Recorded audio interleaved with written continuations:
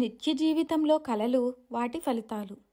గడియారం గంటలు కొడుతున్నట్టుగా విన్నట్టు కలగంటే సంతాన లాభం, మర్యాద, సుఖజీవనం కలుగుతాయి. ఏ విధంగానైనా సరే గడియారాన్ని కలలో సందర్శించడం శుభకరమే.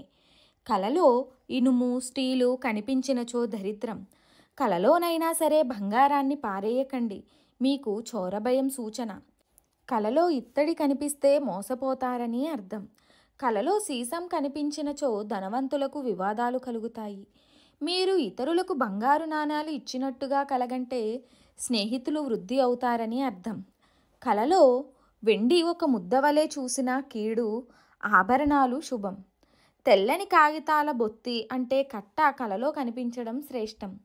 పైన చెప్పిన లోహధాతువులు కాక ఇతర గుర్తుపట్టలేని లోహాలు కానీ వస్తువులు కానీ కలలో కనిపిస్తే కష్టనష్టాలు, ఆర్థిక ఇబ్బందులు.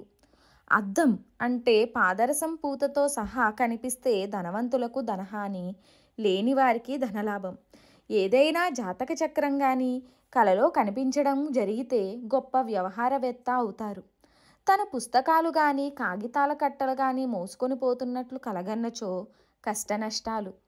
ఏదైనా గోడలకు తగిలినట్టుగా కానీ అంటిస్తున్నట్లుగా కానీ కలగన్నచో దుఃఖప్రాప్తి. కొత్త పాదరక్షలు ధరించుచున్నట్లు కలగన్నచో స్త్రీతో సంభోగ ప్రాప్తి. పాత పాదరక్షలు ధరించుచున్నట్లు కలగన్నచో దరిద్ర సూచన. తనకు వార్ధక్యం సమీపించినట్లు కలగన్నచో అధిక ఆయుర్దాయ ప్రాప్తి. బంతి ఆట చూచున్నట్లు కలగన్నచో సుఖజీవనం కలుగును. తాను సంగీతం పాడుచున్నట్లుగా కలగంటే దుఃఖసూచకం. తాను నాట్య ప్రదర్శనను చూస్తూ పక్కనున్న వారితో ఏదో ముచ్చటిస్తున్నట్లు కలగన్నచో పోయిన సొమ్ము తిరిగి దొరుకుతుంది.